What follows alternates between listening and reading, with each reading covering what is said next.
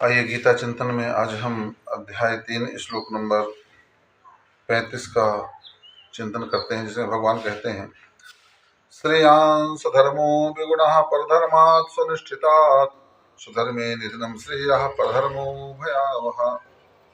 अच्छी प्रकार आचरण में लाए हुए दूसरे के धर्म को गुण रहित भी अपना धर्म अति उत्तम है।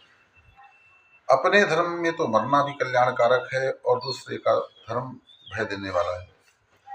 तात्पर्य है कि हम देखा सीखी जो है अपना काम छोड़ करके, अपना कर्म छोड़ करके, अपना धर्म छोड़ करके दूसरे के धर्म को, दूसरे के कर्म को श्रेष्ठ मान करके उसको अपना करके अपना कल्याण करना चाहते हैं।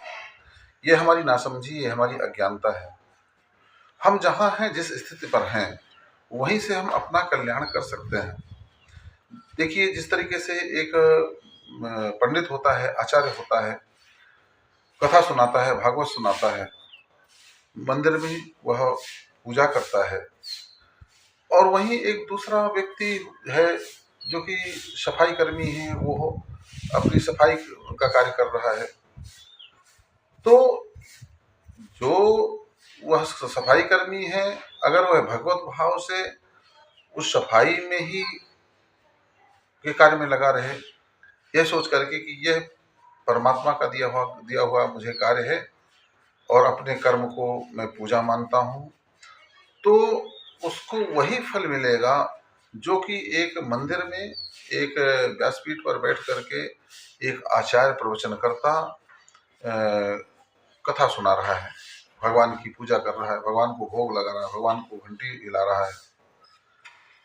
अपने अपने धर्म का पालन करना ही श्रेष्ठ है। आप जिस स्थिति में हैं, उसी स्थिति में भगवान को समर्पित होइए। अगर तमोगुणी व्यक्ति है, वह सोचे कि हम सतोगुणी कार्य करके अपना कल्याण करें, तो वह सतोगुणी कार्य ज्यादा देर तक कर नहीं पाएगा, क्योंकि जो है उसका गुण ही उससे वह करने के लिए प्रेरित कर देगा। जैसा कल ही इसके पहले हमने जो है चर्चा की थी कि गुण ही करने वाला होता है, व्यक्ति करने वाला नहीं होता है।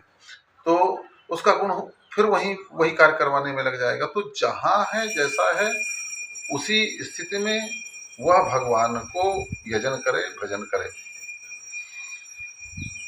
जिस तरीके से रावण पंडित था, वो जानता था कि अब मैं अगर सतोगुणी बनना चाहूंगा तो जन्मों लग जाएंगे, मगर तमोगुणी रह करके ही मुझे भगवान को पाना है।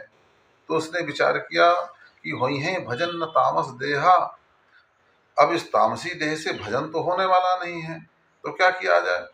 तब रावण ने कहा कि तो चलो मैं जो है भगवान से विरोध करता हूँ, क्योंकि विरोध में भी तो भगवान का चिंतन होगा और भक्ति में भी भगवान का चिंतन होगा। तो भक्ति सतोगुण से होती है और विरोध तमोगुण और रजोगुण से होता है। मेरे अंदर तमोगुण और रजोगुण है, तो मैं उस तमो और रजोगुण से ही भगवान को पाने का प्रयास क्यों ना करूं। तो वहीं से भगवान को जो है प्राप्त किया है।